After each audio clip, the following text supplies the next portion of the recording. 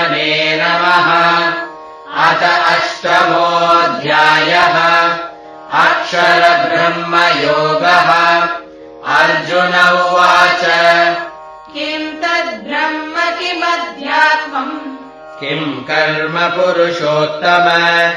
अधिभूतं च किं प्रोक्तम् अधिदैवम् किमुच्यते अधियज्ञः कथं कोत्र देहेऽस्मिन् मधुसूदन प्रयाणकाले च कथम् ज्ञेयोऽसि नियतात्मभिः। श्रीभगवानुवाच अक्षरम् ब्रह्म परमम् स्वभावोऽध्यात्ममुच्यते भूतभावोद्भवकरः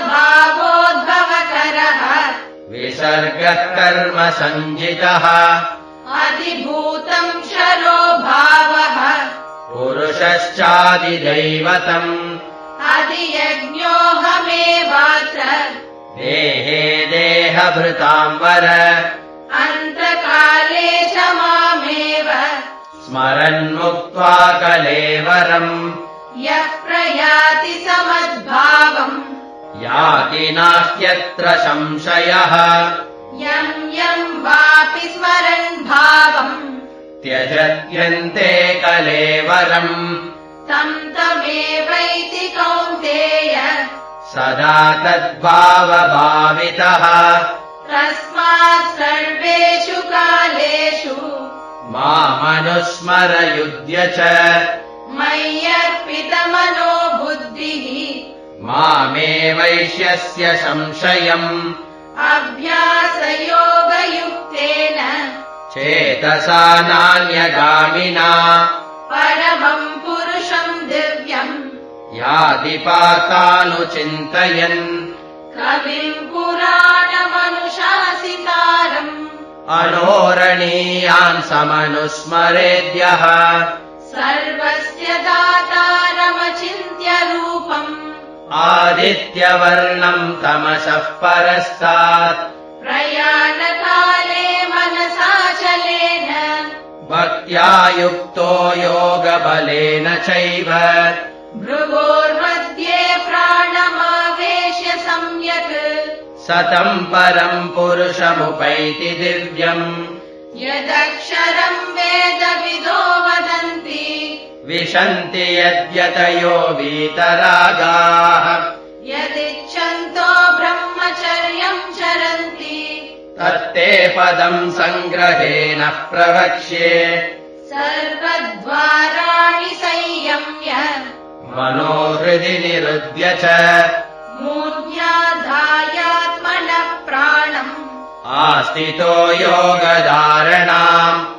ओमित्येकाक्षरम् ब्रह्म व्याहरन् मामनुस्मरन् यः प्रयाति त्यजन् देहम् स याति परमाम् गतिम् अनन्यचेता सततम् यो माम् स्मरति नित्यशः तस्याहम् सुलभः पार्थ नित्ययुक्तस्य योगिनः मामुपेत्य पुनर्जन्म दुःखालयमशाश्वतम् नाप्नुवन्ति महात्मानः संसिद्धिम् परमाम् गताः आब्रह्मभुवनाल्लोकाः पुनरावर्तिनोऽर्जुन मामुपेत्य तु कौन्तेय पुनर्जन्म न विद्यते सहस्रयुगपर्यन्तम् अहर्यद्ब्रह्मणो विदुः रात्रिम् युगसहस्रान्ताम् देहोरात्रविदो जनाः अव्यक्ताद्व्यक्तयः सर्वाः प्रभवन्त्यहराहमे रात्र्यागमे प्रलीयन्ते तत्रैवाव्यक्तसंज्ञके भूतग्रामस्य एवायम् भूत्वा भूत्वा प्रलीयते रात्र्यागमे वशः पार्थ प्रभवत्यहरागमे परस्तस्मात् भावोऽन्यो व्यक्तो व्यक्तात् सनातनः यस्य सर्वेषु भूतेषु नश्यत्सु न विनश्यति अव्यक्तः तमाहुः परमाम् गतिम्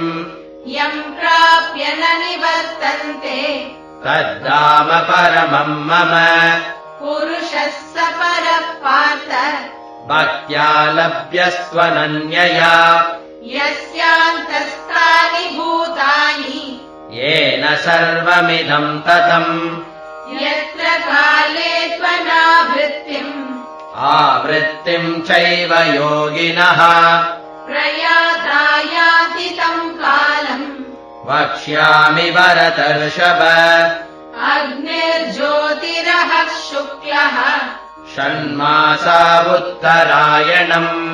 तत्र प्रयाता गच्छन्ति ब्रह्मविदो जनाः धूमो रात्रिस्तथा कृष्णः षण्मासा दक्षिणायनम् तत्र चान्द्रमसम् ज्योतिः योगी प्राप्य निवर्तते शुक्लकृष्णे गतीहेते जगतः शाश्वते मते एकया यात्यनावृत्तिम् अन्यया वर्तते पुनः नैते श्रुति पार्थ जानन् योगी मुह्यति कश्चन तस्मात् सर्वेषु कालेषु योगयुक्तो भवार्जुन वेदेषु यज्ञेषु तपस्सु चैव दानेषु यत्पुण्यफलम् प्रतिष्ठम् अद्येति तत्सर्वमिदम् विदित्वा योगी परम् स्थानमुपैति चाद्यम् ॐ तत्सत् इति श्रीमद्भगवद्गीतासु उपनिषत्सु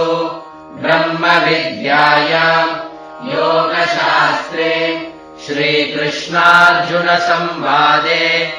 अक्षरब्रह्मयोगो नाम अष्टमोऽध्यायः श्रीकृष्णार्पणमस्तु सर्वधर्मान् परित्यज्य मामेकम् शरणम् व्रज अहम् त्वा सर्वपापेभ्यः मोक्षयिष्यामि मा शुचः ॐ पूर्णमदः पूर्णमिदम् पूर्णात् पूर्णमुदच्यते पूर्णस्य पूर्णमादाय पूर्णमेवावशिष्यते ॐ शान्तिः शान्तिः शान्तिः हरिः ॐ श्रीगुरुभ्यो नमः हरिः ॐ